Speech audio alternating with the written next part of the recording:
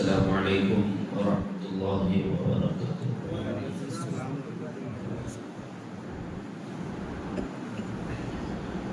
الحمد للہ نحمده ونستعینه ونستغفره ونستهديه ونؤمن به ونتوب إليه ونتوكل عليه ونعوذ بالله من شرور أنفسنا ومن سيئات أعمالنا من يهده الله فلا مضل له ومن يضلله فلا هادي له ونشهد أن لا إله إلا الله وحده لا شريك له ونشهد أن سيدنا ونبينا ومولانا محمدا عبده ورسوله صلى الله عليه وعلى آله وأصحابه وبارك وسلم تسليما كثيرا كثيرا. أما بعد، أعوذ بالله من الشيطان الرجيم. بسم الله الرحمن الرحيم.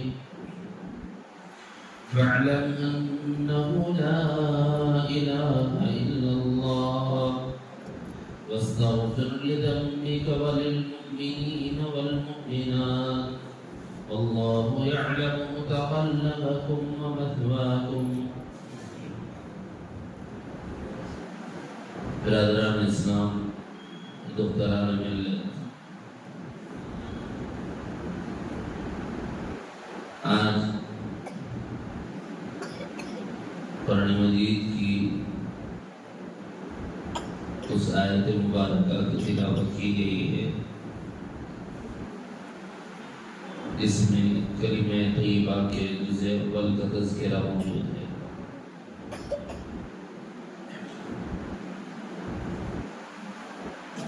کچھ ایمان کی شناخت، کچھ ایمان کی پہچان، کچھ ایمان کے مراتب آج کی مجلس میں سنائے جائیں.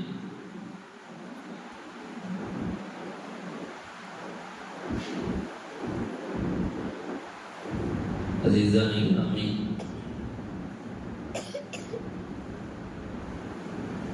ہماری روزمرہ زندگی میں ہم اپنے بچوں کو اسکول روانہ کرتے ہیں. اس سلسلے میں 3-4 اسٹیجز ہوتے ہیں بچوں کے تعلیم.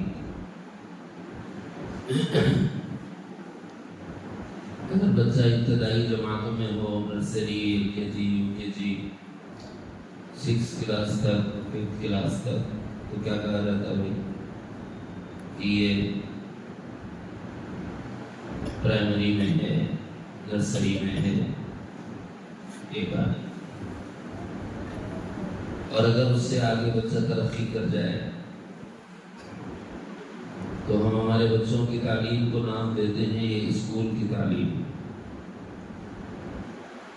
اور اگر 7th کلاس 8th کلاس کر لے تو پھر ہم اپنے بچوں کو یہ کہتے ہیں کہ یہ ہائی اسکول کی تعلیم، پرائمری اسکولنگ، ہائی اسکولنگ. اس کے بعد جب بچہ 12th نکال لے، انٹر سیکنڈ ایئر کہہ لے، اس کے بعد اگر کوئی خاص فن میں مہارت حاصل کرنے کے لیے کسی کالج کو جوائن کر لیتا ہے، یہ ابتدا ہوتی ہے. PhD اس کی انتہا ہوتی ہے. تو گویا 4 درجے بن گئے، پرائمری کا، اسکولنگ کا، ہائی اسکول کا، اور اس سے آگے کالج زمانہ.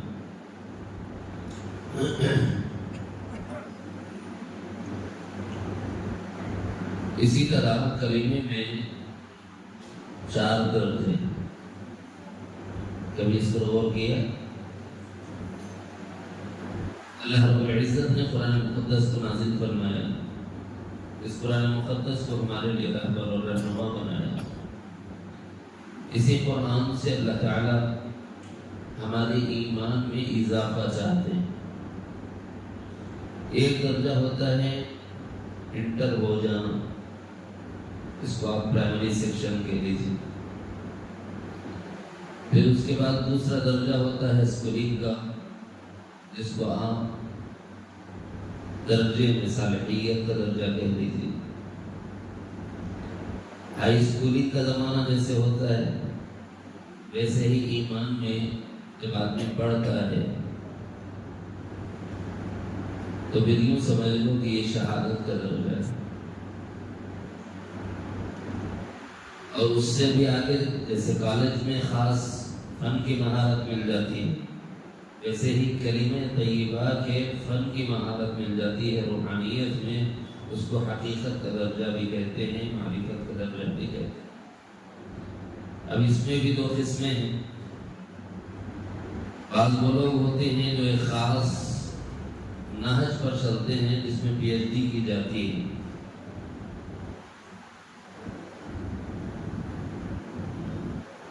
یا آپ اس کو پی جی بول لیجیے, پوسٹ گریجویشن. یہ ہماری تعلیم کی انتہا. ایسے ہی تعلیم کی جو انتہا روحانیت میں ہے اس کا آخری جو درجہ ہے وہ حاصل ہے حضرات انبیاء کرام علیہ الصلوۃ والتسلیم. ہم اور آپ جس زمرے میں آتے ہیں وہ پہلا اور دوسرا ہے. تیسرے کو کبھی چھیتے رہتے ہیں, کبھی پیچھے آتے رہتے ہیں, کبھی چھیتے رہتے ہیں, کبھی پیچھے آتے رہتے ہیں. تو ہم یہ چاہتے ہیں کہ ہماری آج کی اس مجلس میں پہلے تو یہ سمجھ لیا جائے کہ ایمان ہے کیا, دوسرے یہ کہ یہ پڑھتا ہے یا نہیں پڑھتا, کیونکہ اس پر باضابطہ کتابیں لکھی ہوئی ہیں اتنی موٹی موٹی, کوئی چھوٹی بات تو ہے نہیں.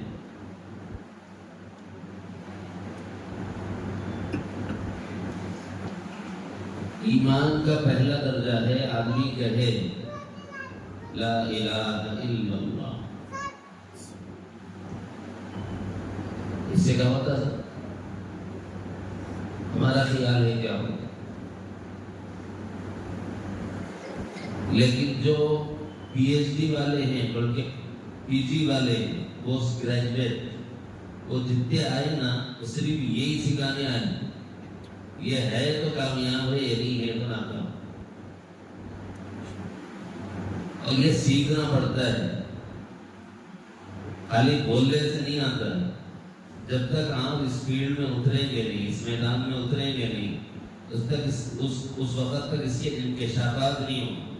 اسی لیے اللہ تعالیٰ نے ایک جملہ ارشاد فرمایا صیغہ امر کے ساتھ, فعلم ای فعلمو ای علمو, جان لو تم, سیکھ لو تم, تعلیم حاصل کر لو تم.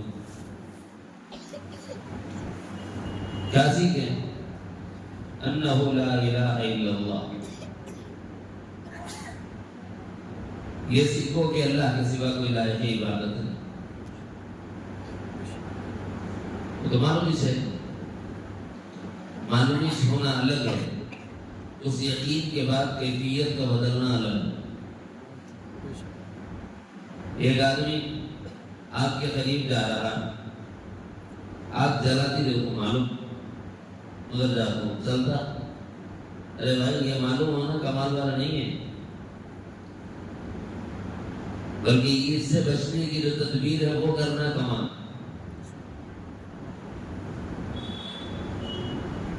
یہی چیز ہم آپ کو سمجھانا چاہتے ہیں.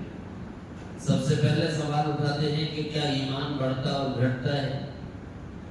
نبی رحمت صلی اللہ علیہ وسلم پر جو قرآن اترا وہ یہ کہتا ہے کہ ایمان بڑھتا ہے.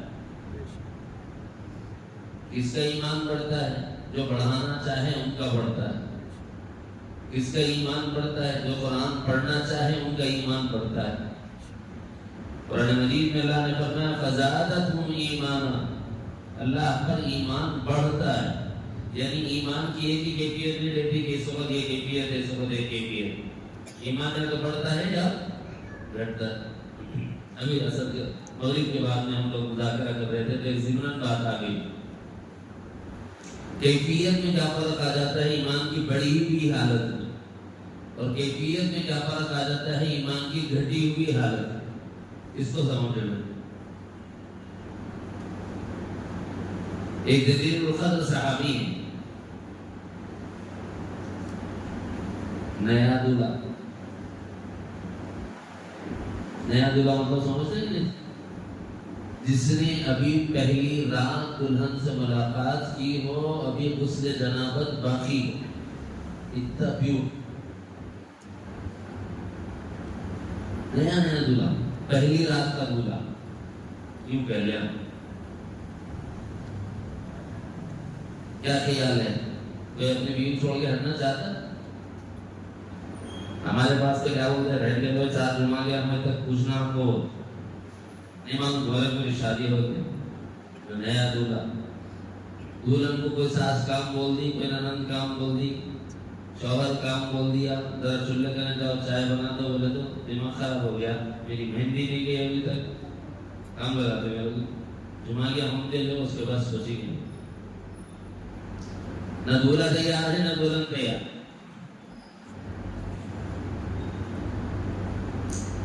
لیکن وہ صحابی ہیں کہ انہوں نے اتنی تاخیر کو بھی پسند نہیں فرمایا، ادھر غسل جنابت کے لیے حمام میں گئے، ندا آئی، کان میں آواز آئی، اس طرح ہمارے زمانے کی طرح نہیں تھا کہ گھر کے اندر بیڈ روم میں باتھ روم اٹیچ، باہر کی آواز ہی اندر نہیں آ رہی، ایسا نہیں تھا۔ پہلے زمانے میں گھر کے کسی کنارے میں حمام اور ضرورت کے تقاضے کی تکمیل کر لیا کرتے تھے، تو گھر کے کنارے میں غسل کے لیے بیٹھے ہی تھے کہ باہر سے ایک ندا آئی، آواز آئی، حی علی الجہاد۔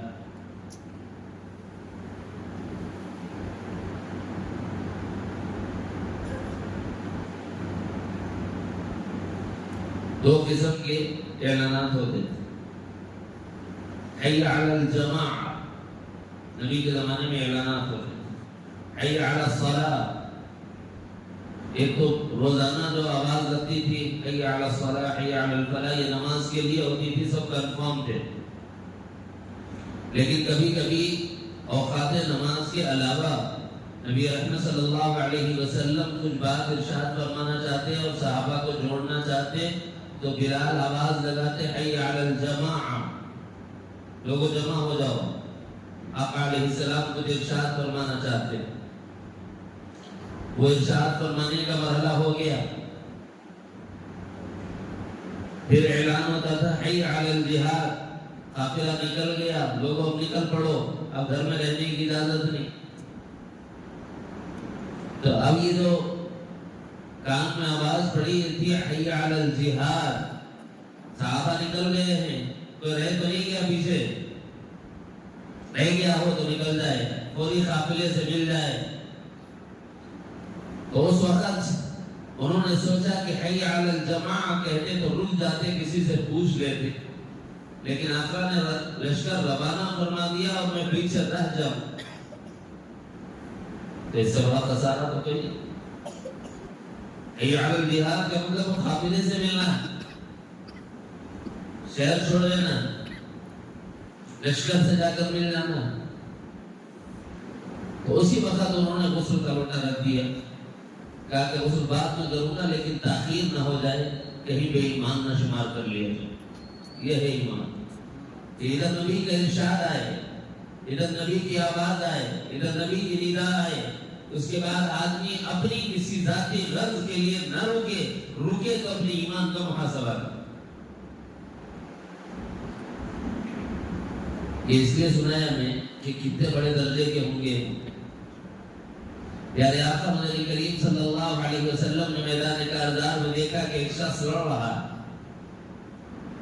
دشمنوں پر تابڑ توڑ حملے کیے جا رہا، دیوانہ وار لڑے جا رہا، تحفظ دین کے لیے، شعائر اسلام کی حفاظت کے لیے، مسلمانوں کی جان و مال، عزت و آبرو کی حفاظت کے لیے بیت در پہ حملے کر رہا ہے، اور نرغے میں اس کو دشمن لے رہا ہے، کبھی دائیں سے اور بائیں سے، کبھی آگے سے اور پیچھے سے۔ اتنے میں آقا علیہ السلام نے مشاہدہ فرمایا کہ وہ جام شہادت نوش کر گیا۔ تھوڑی دیر ہوئی، غلبہ حاصل ہو گیا اہل اسلام کو، ایسے ہی مجاہدانہ کارناموں کی وجہ سے۔ تو جو شہید ہو گئے تھے، نبی علیہ السلام نے فرمایا کہ شہداء کو اکٹھا کر لیا۔ جب شہداء کو اکٹھا کیا جانے لگا تو شہیدوں میں ایک شہید ایسا بھی ہے کہ جس کی زلفوں سے پانی ٹپک رہا،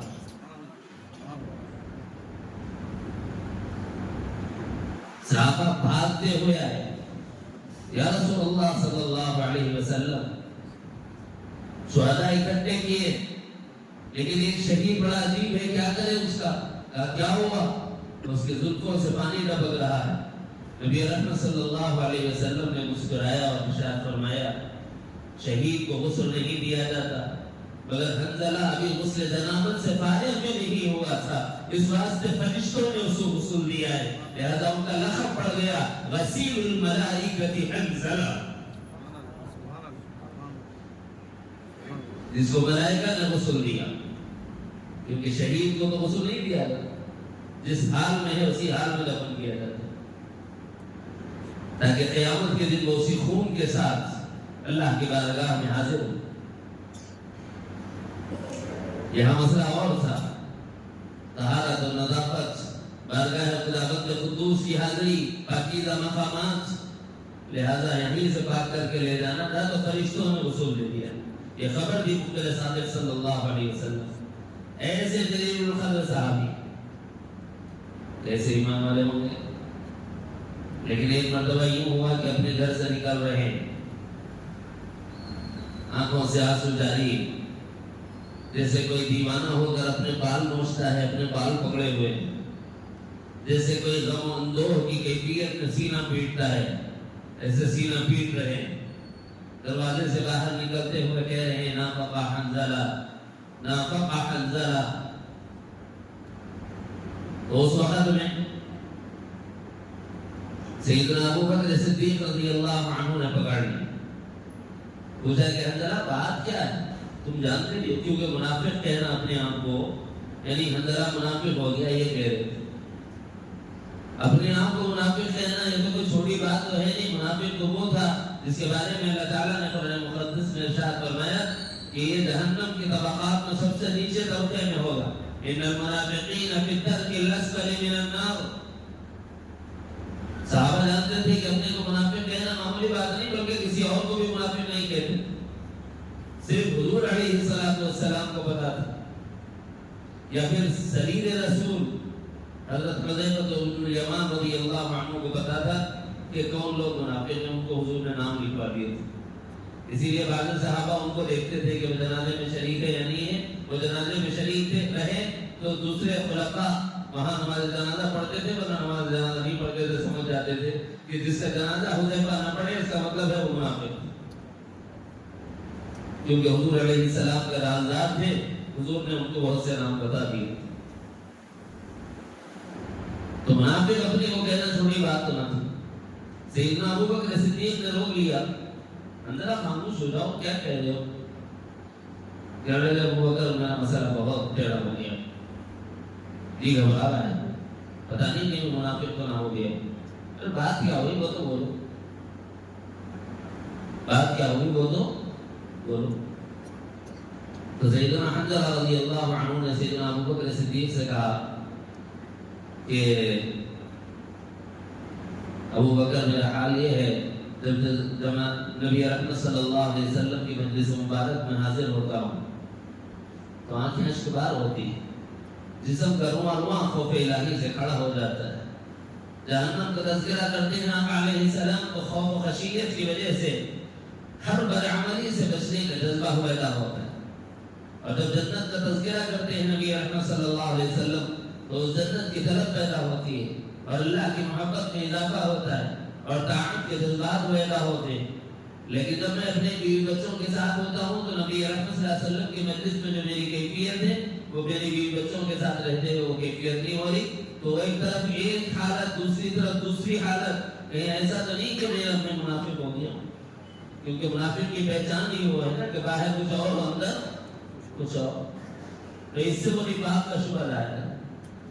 قربان جائیں کلمہ رسول اللہ صلی اللہ علیہ وسلم پر، انہوں نے کہا کہ حنظلہ پھر تو ہم ہی نہیں بچے، یہ کیفیت تمہاری نہیں ہے تو ہماری بھی ہے، اب ہم سب کا مدعا ایک ہی، ہمارے دردوں کا درمان ایک ہی، بارگاہ رسالت میں آپ میں چلیں اور اپنا مدعا عرض کریں۔ لیکن آقا علیہ السلام ہمارے بارے میں کیا ارشاد فرماتے ہیں؟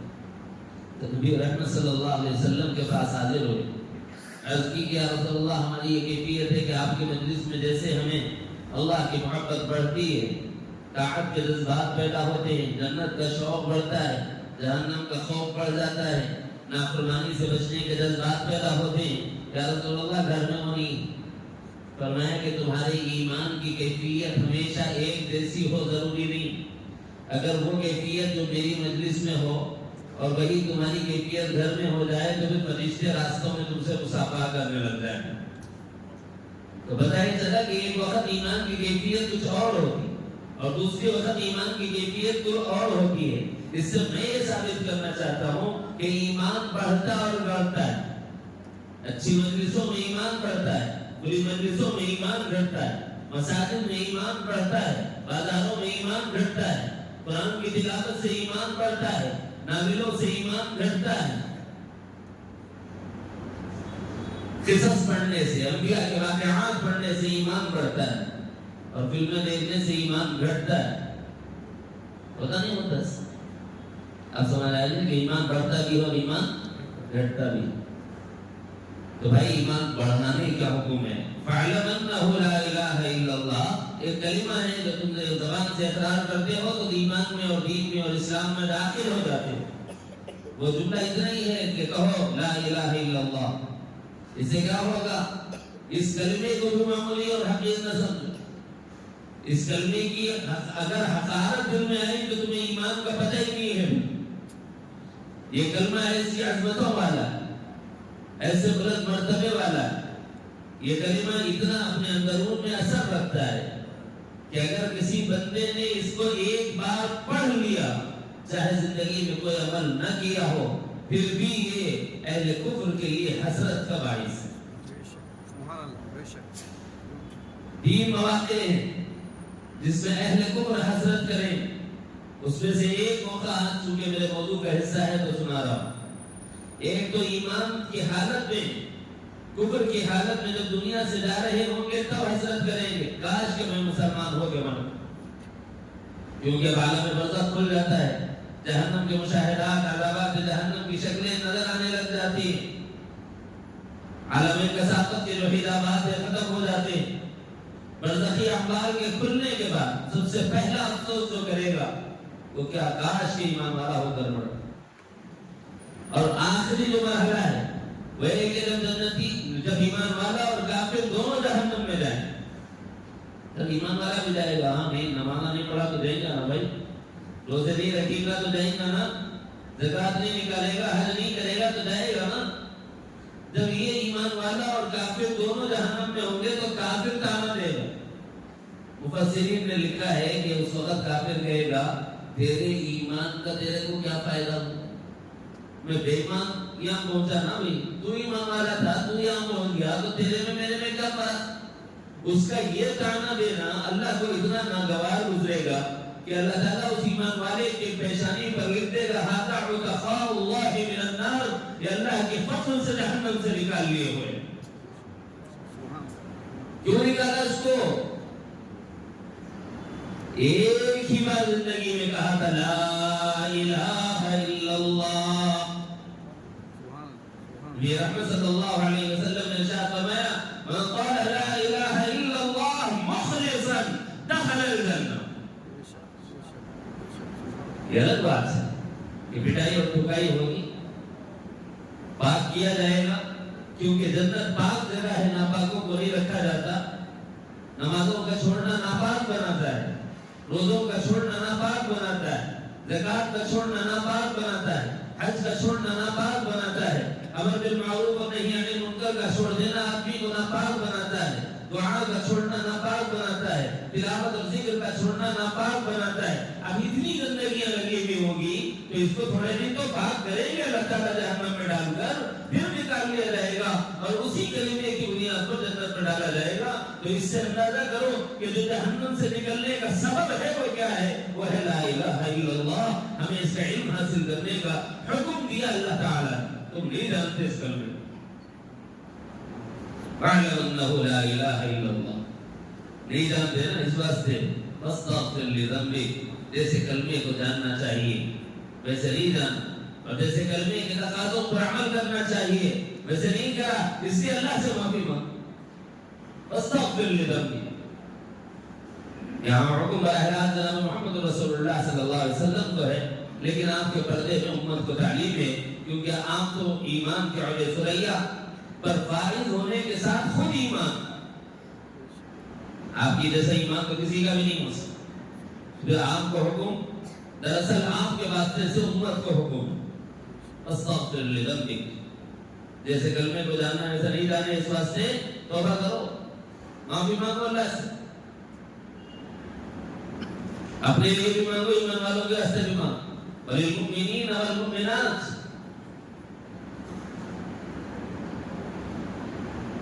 یہ ہے پہلا رنگ، اس کو کیا بولتے ہیں؟ پرائمری۔ کیا مطلب بھائی؟ ایک بھائی لا الہ الا اللہ بول دیے تو ایک اللہ کی عبادت کرتا ہوں، دوسرے کی نہیں کرتا، ایک اللہ کی عبادت، یہ پرائمری سیکشن۔ اللہ کہہ رہا ہے فعلم، اتنا سے سمجھائے گا، علم حاصل کر۔ اس کے اور بھی ایمان کے بڑھانے کے درجات ہیں۔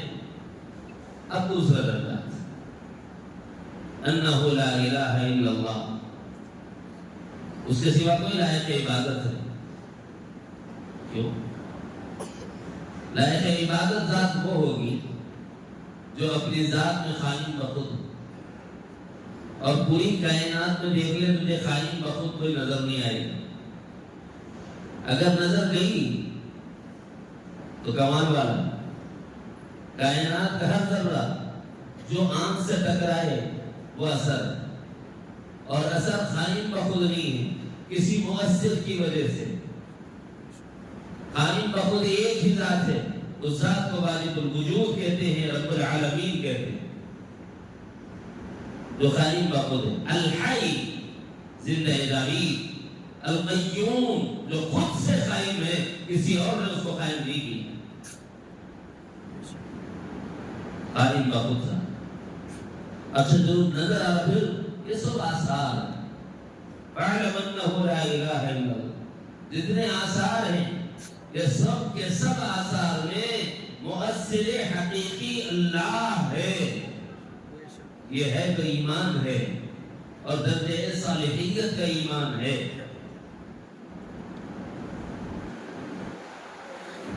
ایک ہے عادت اللہ اور ایک ہے قدرت اللہ۔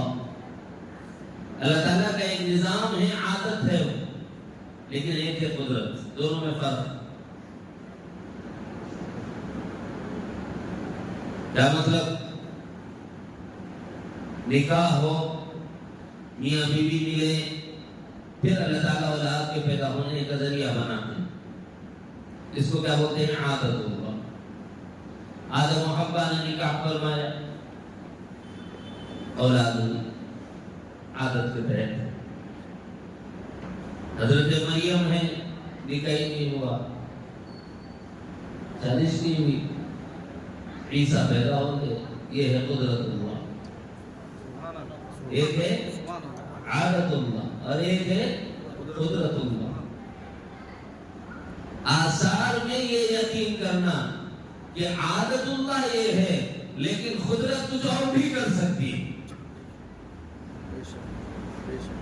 مؤثر وہ ہے، وہ چاہے جیسا ہو، کبھی وہ عادت کے تحت کرتا ہے اور کبھی قدرت کے تحت کرتا ہے۔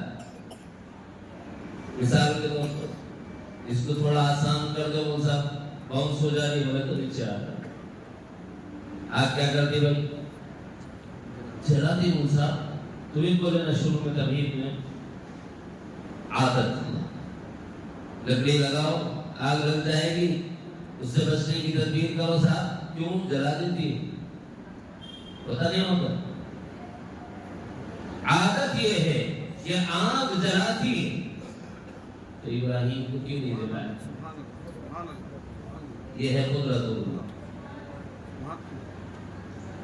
خربوزہ چھری پہ گرو، چھری خربوزے پہ گرو، کٹنا ہے نہیں ہے، جب کٹنا ہے تو اس کو بولتے ہیں عادت اللہ۔ کٹنا تو ہے لیکن ابراہیم جیسا خلیل اچھی دھار لگا، پوری قوت اور جذبہ ایمانی کے ساتھ چلائے، پھر بھی نہ کاٹے تو کہتے ہیں قدرت اللہ۔ ایک طرف ہے عادت، چاہے خربوزہ گرے چھری پر، یہ چھری گر جائے خربوزے پر، عادت یہ ہے کہ کٹ جائے، لیکن کبھی کبھی اللہ قدرت ظاہر کرنا چاہے تو نظام بدل جاتا ہے۔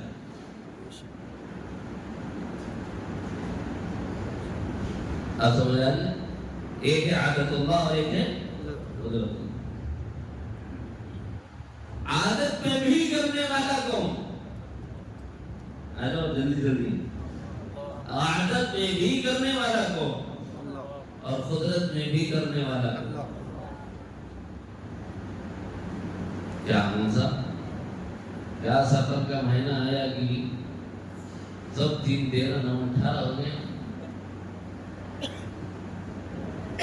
اتنے کی بیماریاں لگ پڑی نا، پریشانیاں ہیں۔ ارے حضور بیمار ہو گئے بھائی، نہ یہ عادت ہے نہ یہ قدرت ہے، یہ اللہ کا نظام ربوبیت۔ ایک آدمی ربیع الاول میں بیمار ہو جائے تو کیا وہ اس کو منحوس سمجھ لے؟ کیا بولے گا؟ مسعود مہینہ ہے صاحب، کیوں؟ آقا علیہ السلام جب فرما ہوئے، اس سے بڑی سعادت کیا؟ لیکن سورہ ظاہر میں ہم یہ دیکھ رہے ہیں کہ نبی علیہ السلام سفر کے مہینے میں علیل ہو گئے تو یہ مہینہ منحوس ہے۔ بھائی جب سے کائنات بنی ہے، یہ اللہ کے بنانے سے بنی ہے۔ آسمانوں کے بنانے والے اللہ، زمینوں کے بنانے والے اللہ، چاند و سورج کے بنانے والے اللہ، لیل و نہار کا نظام چلانے والے اللہ۔ انہی لیل و نہار سے ایام بنتے ہیں، انہی ایام سے ہفتے بنتے ہیں، انہی ہفتوں سے مہینے بنتے ہیں، اور انہی مہینوں کے بارے میں رب تعالیٰ قرآن مجید میں ارشاد فرماتے ہیں 12 شہرا فی کتاب اللہ۔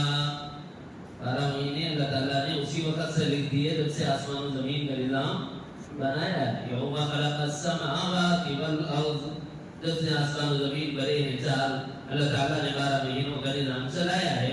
یہ اور ہمارے اور آپ کے حساب کتاب کے لیے کیوں ہے صاحب یہ ایام کا آنا، کیوں ہے صاحب یہ لیال کا آنا، راتوں اور دنوں کا آنا اور جانا، یہ کیوں ہے؟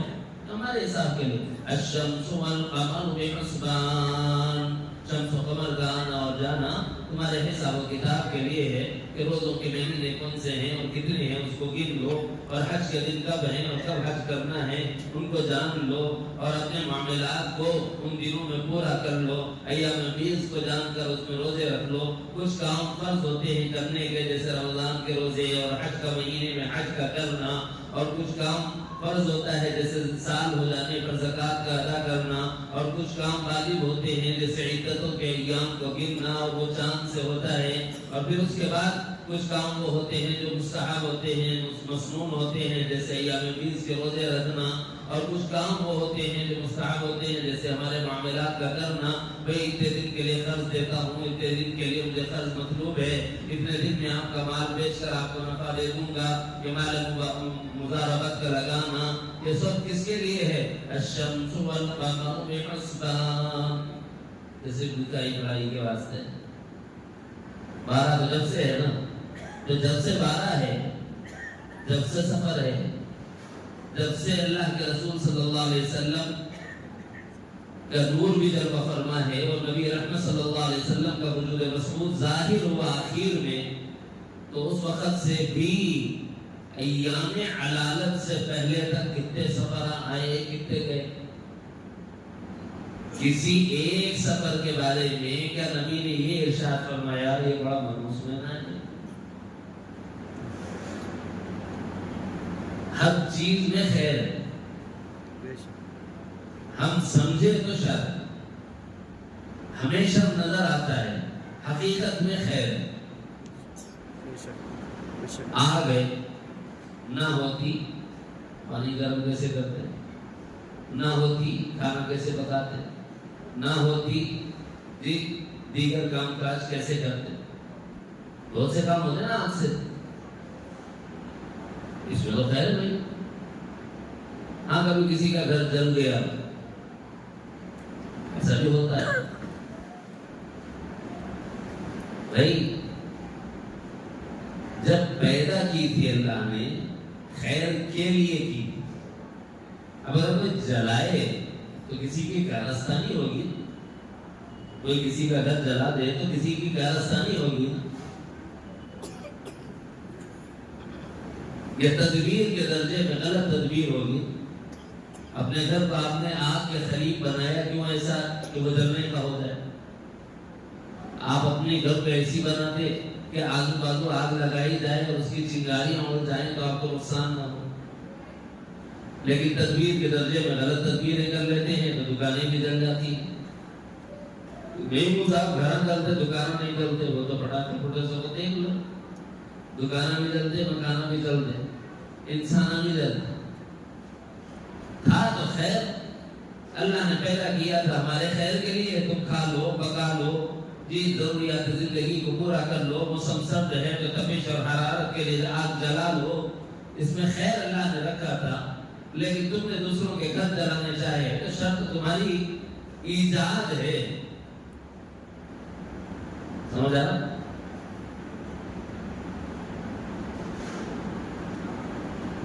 صحت ہو یا بیماری، اب مجھے یہ بتاؤ کہ یہ اللہ کی ہے یا کسی اور کی؟ صحت کون دیتا ہے؟ اللہ دیتا ہے. بیماری کون دیتا ہے؟ اللہ ہی دیتا ہے.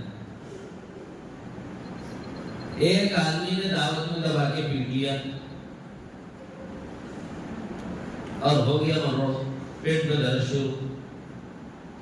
کیا ہوتا؟ کیا بولوں صاحب، دعوت میں گیا تھا، کھایا، جب سے طبیعت خراب ہے. بعضوں کی طبیعت الگ الگ خراب ہوتی ہے. ڈاکٹر صاحب نے کہا کہ جائے کو کیا بولوں، الٹ الٹ کو اندر جانا پڑا. وہاں تو الٹ الٹ کو اندر جاتا، بعد میں پلٹ پلٹ کو باہر آتا، باہر نکلتے الٹیاں ہو جاتی. اب یہ طبیعت خراب ہوئی تو کیا ہوتا بھائی؟ منوس دعوت تھی یہی وہ طبیعت خراب ہوگی. ارے بھائی تیرے ساتھ کتنے لوگ تھے؟ کم سے کم 200-300 لوگوں کو تو کھانا کھلائے نا. اس میں سب کو الٹیاں ہوئے کیا؟ اس کو ایک کچھ ہوئے نا کئی کو. بھائی تمہاری جو تدبیر تھی نا کہ جتنا تمہارے ہاضمے کی صلاحیت ہے اتنا کھاؤ، تم نے الٹ الٹ کے اندر ڈھکلا ہے تو پلٹ پلٹ کے نکلے گا. تو تدبیر کے درجے میں تمہاری جو تدبیر تھی وہ نادرست. اب نتیجہ بھگت رہے ہو اور بول ہی رہے ہو کہ دعوت میں منہ سے، تو صحیح ہوگی بات غلط ہو؟ ارے بھائی محرم بھی اللہ نے حرمت والا بنایا ہے، سفر بھی اللہ نے کامیابی والا بنایا ہے، ربیع الاول بھی بہار کا بنایا ہے، ربیع الثانی بھی بہار کا بنایا ہے. جمعہ الاولیٰ ہو، ثانیہ ہو، رجب ہو، شعبان ہو، رمضان ہو، شوال ہو، ذوالقعدہ ہو، ذوالحجہ ہو، یہ سب اللہ نے بنائے، ہمارے لیے بنائے تاکہ ہم اچھے سے اچھے کام کر سکیں. لیکن آدمی نے ان کے اندرون میں اپنی طبیعت کے خلاف جانے سے بچ کر اپنی طبیعت کی موافق کر لیا اور جیسا کرنا چاہیے تھا تدبیر کو چھوڑ دیا. نتیجے کے اعتبار سے اگر کوئی پریشانی کوئی مصیبت لاحق ہو گئی تو منسوب کر دیا مہینے کی طرف اور منسوب کر دیا دنوں کی طرف. تو یہ تو دانائی نہیں ہے، یہ تو اللہ پر بہتان ہے. یا ایمان جاتا ہے توڑنا ہے اپنے ایمان کو. اللہ نے تو خیر بنایا ہے لیکن ہم نے اپنی غلط تدبیر کی وجہ سے نقصان اٹھایا تو منسوخ کر دیا کسی مہینے اور دن کی طرف. پہلے زمانے میں ایک کیلنڈر آتا تھا، شاید ابھی بھی آ رہا ہے، مساوی نام کا ہوتا ہے. اس میں ایک پیراگراف ہوتا تھا، اس میں لکھا ہوا ہوتا تھا ایام مسعود اور اس میں لکھا ہوتا تھا ایام منحوس. ساعت اور ساعت نحس. یہ ساعت اور نحس یہ کس نے بنائی؟ بنانے والا ایک، اس نے جو بنایا وہ خیر ہی ہے. اگر یہ کہا کہ اس نے غلط بنایا تو ایمان رہے گا؟ اگر غلط ہونا نہ پھر تو تدبیر دیکھ لو کہاں غلط کر رہے ہو. تدبیر دیکھ لو کہاں غلط کر رہے ہیں؟ عقیدے کے اعتبار سے یہ جاننا کہ کائنات کے ہر ذرے میں اللہ نے خیر رکھا ہے، انسانوں کے فائدے کے لیے اللہ نے اس کو بنایا ہے، تدبیر کے درجے میں تدبیر نبی علیہ السلام نے سکھلائی۔ اگر ہم درست تدبیر نہ کریں تو نقصان ہماری غلط تدبیر کا ہے۔ اسی لیے سیدنا ابراہیم خلیل ہاتھ اٹھا کے دعا کرتے ہوئے فرماتے ہیں وَإِذَا مَرِضْتُ فَهُوَ يَشْفِينِ۔ ایک طرف لوگوں کو توحید کی تعلیم دے رہے اور دوسری طرف مرض کی نسبت اپنی تدبیر کی غلطی کی طرف کر رہے اور شفا کی سعادت اللہ کی طرف منسوب کر رہے۔ وَإِذَا مَرِضْتُ، جب بیمار میں ہوتا ہوں، بیمار میں کیوں ہوتا ہوں؟ میری تدبیر کی وجہ۔ اور بیمار ہونا بھی کبھی خیر ہوتا ہے، بیمار ہونا بھی کبھی خیر ہوتا ہے۔ نہیں سمجھ آیا؟ اسی مثال سے آگے کی مثال لے جو ابھی دیا تھوڑی دیر پہلے، دعوت میں دبا کے کھا لی، طبیعت بگڑ رہی ہے، کیا بولتے ہیں پورا ٹھہرا موسا ایک الٹی ہو گئی تو سکون ہو جاتا۔ ارے اتنا قیمتی کھانا کھائے تو نکالا تو کیسا بھائی؟ ارے بھائی وہ قیمتی ہوں گا اپنی جگہ، لیکن نہیں نکلا تو میں جاتا ہوں۔ تو ہمارے ہاتھ میں خیر کس چیز میں ہے؟ اس بیماری میں ہے جس کو ہم نے اور نفری کہتے ہیں۔ اور اگر اجابت نہ ہو، پیٹ صاف نہ ہو، وامٹنگز نہ ہو، پیٹ صاف نہ ہو، طبیعت بگڑتی کہ نہیں بگڑتی؟ بگڑ جاتی۔ تو بیماری کیا ہے؟ خیر ہے کہ شر ہے؟ حقیقتاً خیر ہے۔ تدبیر کی غلطی سے شر متعلق ہوا ہے۔ اسی کو اللہ قرآن میں کہتا ہے لَهَا مَا كَسَبَتْ وَعَلَيْهَا مَا اكْتَسَبَتْ۔ جو تم کرتے ہو نا، تمہاری کارستانیوں کے اثرات ہوتے ہیں جو مرتب ہوتے ہیں، یہ تمہاری ذات کے لیے۔ اور جو کائنات میں جو کچھ ہوتا ہوا تمہیں نظر آ رہا ہے، اس کائنات کے بارے میں بھی ایک قاعدہ کلیہ ذہن میں رکھو۔ ظَهَرَ الْفَسَادُ فِي الْبَرِّ وَالْبَحْرِ بِمَا كَسَبَتْ أَيْدِي النَّاسِ۔ زمین میں جو فتنے اور فساد برپا رونما نظر آ رہے ہیں، یہ دراصل انسانوں کی کارستانیاں ہیں۔ ظَهَرَ الْفَسَادُ فِي الْبَرِّ وَالْبَحْرِ بِمَا كَسَبَتْ أَيْدِي النَّاسِ۔ یہ تو تم نے اپنے ہاتھوں سے کمایا ہے، بھگتو۔ ورنہ کسی چیز میں اللہ نے شر رکھا ہی نہیں۔ شر ہمیں نظر آ رہا ہے اور ہماری غلط تدبیر کی وجہ سے ہم سے متعلق ہو رہا ہے، اور اللہ وہاں اپنی قدرت کو ظاہر کر رہا ہے، اگرچہ کہ وہ چیز طبیعت کو ناپسند ہے مگر اس میں بھی ہمارے لیے خیر ہے۔ ایک آدمی نے کھانا کھا لیا، اس میں زہر تھا، کیا کرتے؟ فوری دواخانے کو گئے، تو انعامات دیتے کہ نہیں دیتے؟ نیچے اوپر دونوں دروازے کھول دیتے کہ صاحب کسی طرح پیٹ میں جو چیز چلی گئی ہے وہ نکل جائے اور پیٹ صاف ہو جائے اور وہ زہر والا مادہ نکل جائے، تاکہ جس میں انسانی کی حفاظت ہو۔ تو اب یہ انعامات دے کر اس کو موشنز لگا دینا اور وامٹنگز پر لگا دینا، یہ جو بیماری لگائی جا رہی ہے، پھر بیماری تو شر ہے صاحب، نہیں لگنا تھا نہیں بھائی، اسی میں خیر ہے تمہارے میں، تاکہ زہر نکلے اور تمہیں جان تو بچے۔ کائنات میں جتنی چیزیں بنی ہیں، بنانے والا اللہ اور اس میں اثر ڈالنے والا اللہ، اور اثر متعلق ہوتا ہے تدبیر پر، اور تدبیر کا اختیار اللہ نے دیا۔ تم تدبیر کرو، اچھی تدبیر کرو، اچھا اثرات دیکھ لو، غلط تدبیر کرو تو۔ ایک مرتبہ ایک نبی وقت عبداللہ بن دہو کی خدمت میں عرض کرنے لگے کہ اللہ پیٹ میں تھوڑی سی تکلیف ہے، شفا دے دیجیے۔ اللہ چاہے تو ویسے بھی دے سکتے تھے، لیکن سکھانا تھا امتوں کو، تو فرمایا کہ فلاں درخت ہے، وہ درخت کے جڑ میں ایک بوٹی اگی ہوئی ہے، آپ اسے توڑ لیجیے، اسے کھا لیجیے، اس سے آپ کو شفا مل جائے گی۔ ٹھیک ہے، اللہ کھا لیا، الحمدللہ، مولا شکر ہے، طبیعت بحال ہوگی۔ تھوڑی دیر کے بعد یا چند ایام کے بعد، چند دنوں کے بعد پھر دوبارہ ہوا، تو سیدھا چلے گئے، کوئی درد ڈھونڈ لیتے۔ ہاں اللہ نے بولے تھے بتا، پیٹ میں درد ہوا تو یہاں سے بوٹی کھا لینا ہے، گئے وہاں سے توڑے، کھا لیے، ہو گیا۔ بڑھ گئے تو ہاتھ اٹھا کے وہ نبی ہے، مجھے ہاتھ اٹھایا رضی کے مولا، پہلے بھی آپ ہی بولے تھے، پیٹ درد ہوا تو یہ کھا لو کام ہوتا بول کے جا کے کھا لیا، الٹا ہو گیا کیا قصہ؟ تو پہلے بول کے گئے تھے نا، بغیر بولے گئے، پہلے بولے تھے تو ہم نے اس میں ڈال دی شفا، اب بغیر بولے گئے تو نکال لو شفا ہے دم کو۔ وَإِن يَمْسَسْكَ اللَّهُ بِضُرٍّ فَلَا كَاشِفَ لَهُ إِلَّا هُوَ وَإِن يَمْسَسْكَ بِخَيْرٍ فَهُوَ عَلَى كُلِّ شَيْءٍ قَدِيرٌ۔ اگر اللہ تمہیں کوئی نقصان پہنچانا چاہے، کوئی اس نقصان کو تم سے دفع اور دور نہیں کر سکتا، اور اگر اللہ تمہارے حق میں خیر چاہے تو ہر چیز پہ وہ قادر ہے، وہ ہر چیز خیر ہی کرتا ہے۔ تو آثار مؤثر کس کو جانو گے؟ ابھی پہلا پارٹ ہے اسکولنگ لائن، ABCD نرسری کا بولو لا الہ الا اللہ۔ اسکولنگ میں ایڈمیشن ہو گیا تو کیا؟ ہر چیز کا خالق اللہ، اس کی خلقت میں اللہ رب العزت کا نظام عادت کا ہے اور قدرت کا، اور تدبیر کے ذریعے سے وہ نظام کو چلاتا ہے، اور تدبیر کو سکھایا جناب محمد رسول اللہ صلی اللہ علیہ وسلم کے ذریعے سے۔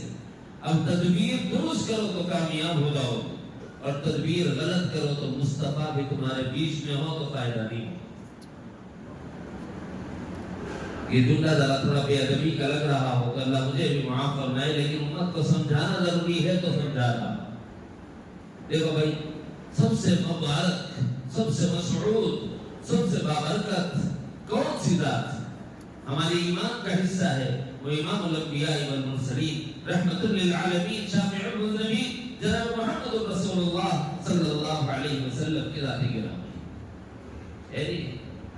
سب کا عقیدہ ہے، امور ہے تو ناکامی تو ہونا ہی چاہیے، کیونکہ ان سے بہتر تدبیر کرنے والا کوئی ہے ہی نہیں، آیا نہ آ سکتا ہے، بخدا کوئی نہیں آ سکتا۔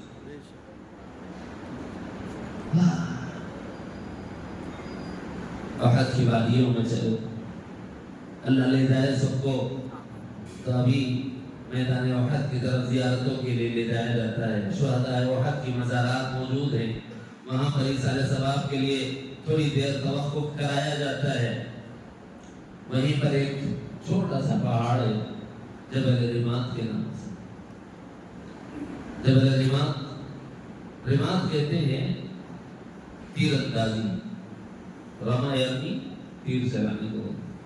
جبل رمات وہ جگہ جب جنگ احد کے موقع پر جناب رسول اللہ صلی اللہ علیہ وسلم نے چند صحابہ کو اکٹھا کر کے فرمایا کہ تم جبل رمات پر بیٹھ جاؤ تاکہ دشمن پیچھے سے حملہ آور نہ ہو، اور ہم پیچھے سے دشمن کے اندیشے کے بغیر آگے حملہ کرتے رہیں۔ صحابہ نے مستعدی دکھائی، کھڑے رہے، یہاں تک کہ اللہ نے فتح و ظفر نصیب فرمائی جناب محمد رسول اللہ صلی اللہ علیہ وسلم کو، اور دشمن بھاگنے لگا تو صحابہ نے مال غنیمت اکٹھا کرنا شروع کر دیا۔ اتنی دور دشمن جا چکا تھا کہ مال غنیمت اکٹھا کرنے میں لگ گئے صحابہ۔ تو جو جبل رمات پر بیٹھے ہوئے تھے ان صحابہ نے کہا کہ ہمارے نبی کا جو ارشاد گرامی ہے وہ تو اس وقت تک کے لیے تھا کہ جب جنگ چل رہی ہو، اب تو جنگ ختم ہو گئی ہے، ہمیں بھی مال غنیمت اکٹھا کرنے کے لیے نیچے جانا چاہیے۔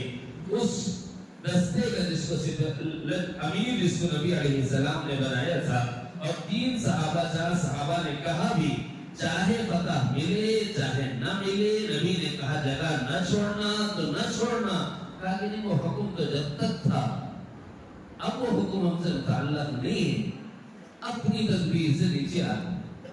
گڑبڑ ہوگی نہیں ہوگی؟ کتنی بڑی گڑبڑ ہوئی، خدا کی قسم، اگر وہ خطرات خون زمین پر گر جاتے نا تو زلزلے آ جاتے۔ آقا علیہ السلام اپنے لباس مبارک سے خود اپنا خون جمع فرماتے تھے، اور یہ ارشاد فرماتے تھے کہ اللہ نہیں جانتی یہ قوم، اسے ہلاک نہ کرنا، اگر وہ ایک خطرہ زمین پر گر جاتا تو زمین پہ وبالا ہوگا، آپ کے دندان مبارک شہید ہو۔ نبی اکرم صلی اللہ علیہ وسلم کو تو بچا لینا تھا، اللہ تو تیرا محبوب ہے، کائنات کا محبوب ہے، امام الانبیاء ہے، خاتم الانبیاء ہے، اللہ اس کو تو بچا لے، اس کی برکت سے بتا دے دے، ہاں یہ بھی ہوگا، لیکن اس کا بتایا ہوا طریقہ تم نے چھوڑا نا، تمہاری اس تدبیر کی غلطی کی وجہ سے تمہیں پیٹوں گا، چاہے میرا محبوب اس پہ زخمی ہو جائے۔ مجھے یہ تو منظور ہے کہ میرا محبوب زخمی ہو جائے، لیکن یہ منظور نہیں کہ تمہیں غلط تدبیر کرنے کی اجازت ہے۔ اور آج امت مسلمہ کا یہ بھی رونا ہے، ارے صاحب ہم نے کافی بنا لی ہے، میٹھی ہونی چاہیے، چاہے اس کے اندر ہم نے اتنا ہی نیم کا رس نچوڑ لیا ہو، نیمو نچوڑ لیا ہو، کیا بولیں گے؟ نہیں ہم مسلمان ہیں، ہم کو تو میٹھا ہی شربت ملنا چاہیے۔ نیم کا رس نچوڑو گے تو چائے میں مٹھاس آئے؟ تدبیر غلط کرو گے تو کامیابی ملے گی۔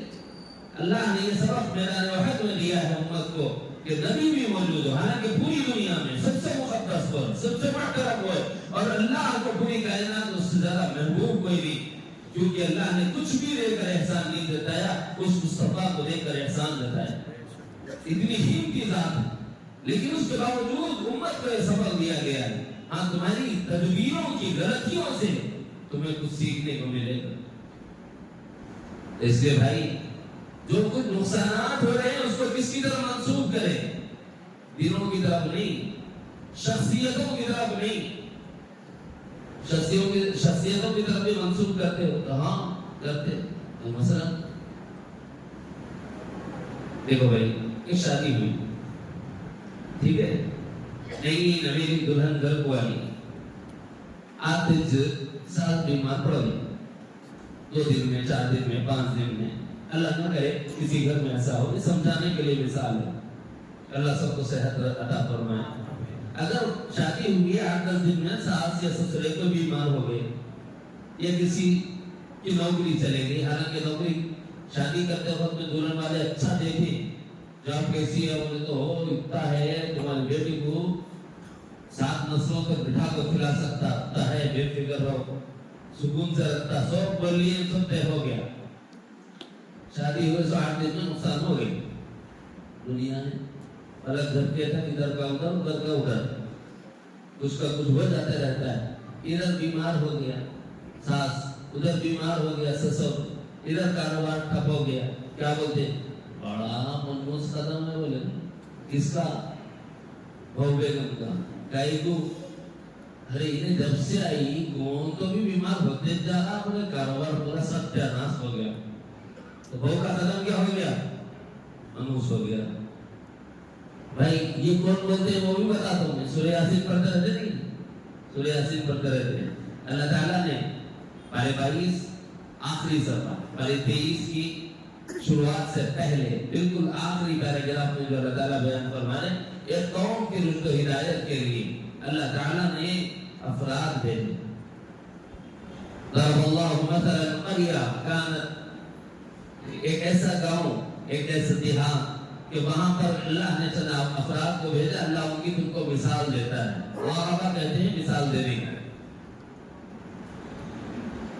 وہاں ایک آدمی آیا، کہنے لگا ایک اللہ کو مانو، اس کے سوا کسی کو الہ نہ مانو، لوگوں نے کہا کرو۔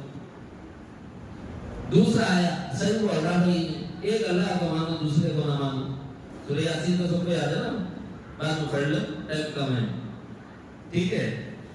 دوسرے کی بولے دونوں میں چلو پڑھو، میں سنتے تمہاری بات، میں ترجمانی کر رہا ہوں تاکہ وقت بچا سکوں، آپ بھی جلدی سمجھ جا سکے، لفظ سناؤں، ترجمہ سناؤں، تشریح کروں، بہت دیر ہو جائے گی، تو اللہ نے تیسرا بھیج دیا تاکہ بھائی تم جاؤ۔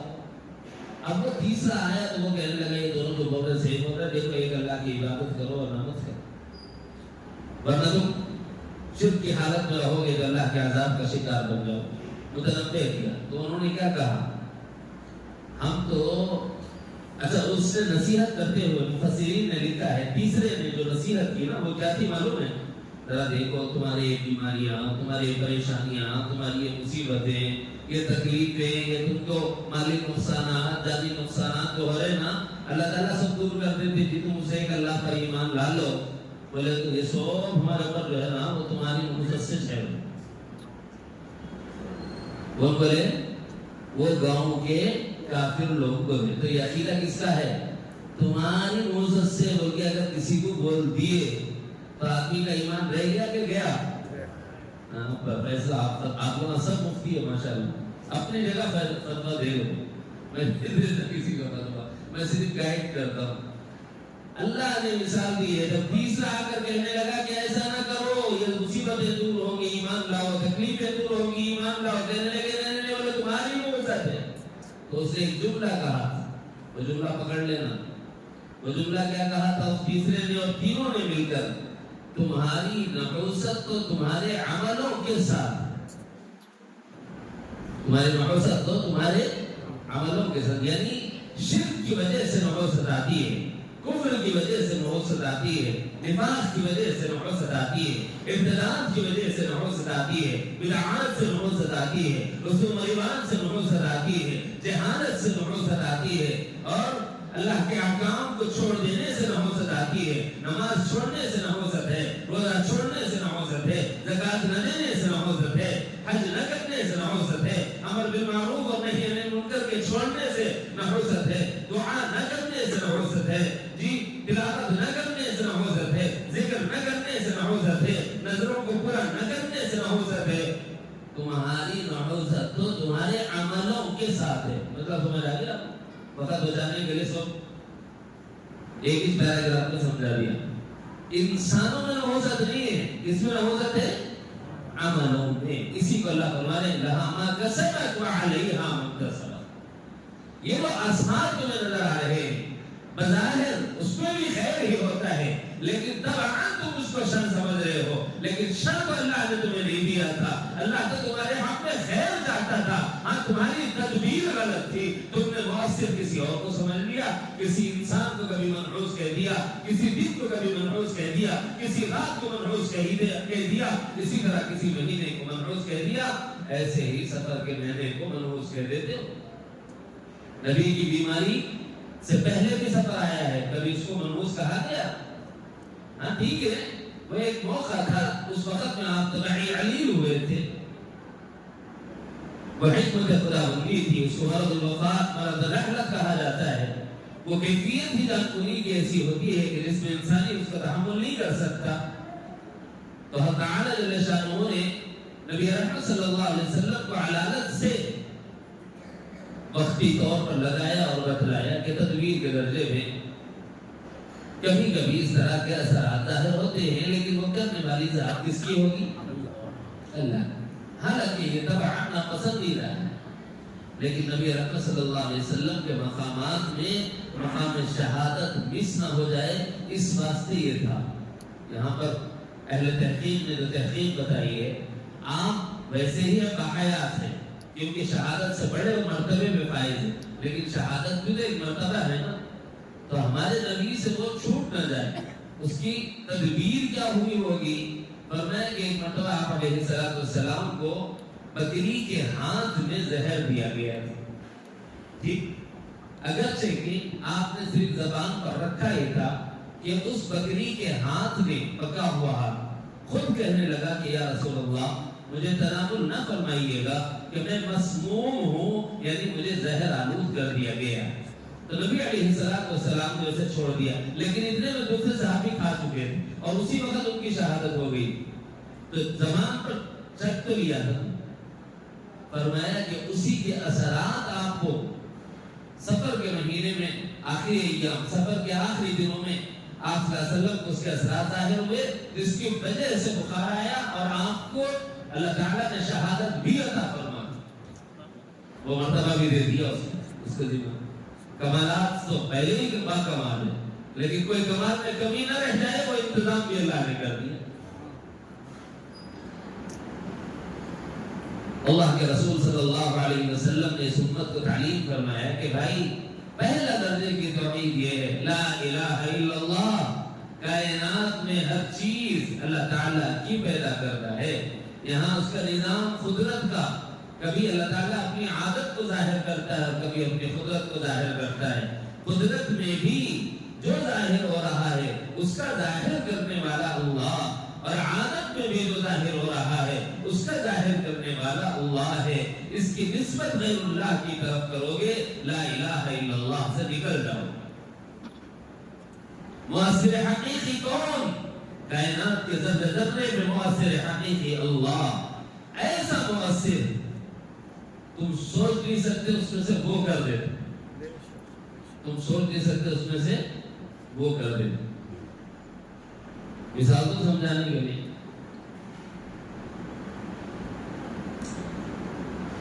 ڈاکٹر کے پاس ایک نوجوان گیا, طبیعت خراب ہو گئی تو ڈاکٹر جو ہے نا علاج کرے, تھوڑے دن اپنے پاس رکھ کے جتنا لوٹنا تھا لوٹ لی.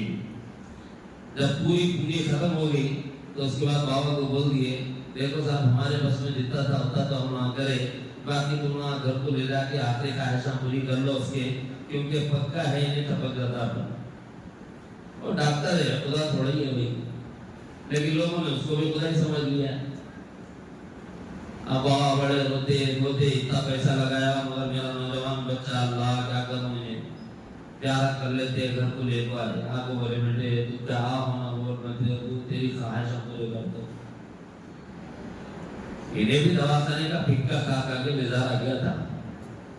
یہ بولا بابا 100 خواہشیں رہتے تو اس وقت میرے کو پکی بریانی کھلاؤ حیدرآباد. جو بریانی کھایا تھا طبیعت بحال ہو گئی.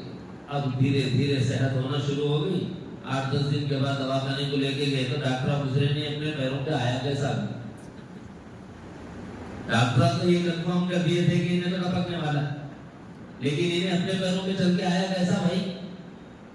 جن چیزوں کو مضر صحت ڈاکٹر سمجھ رہا تھا اسی چیز کو نافع اللہ نے بنا دیا.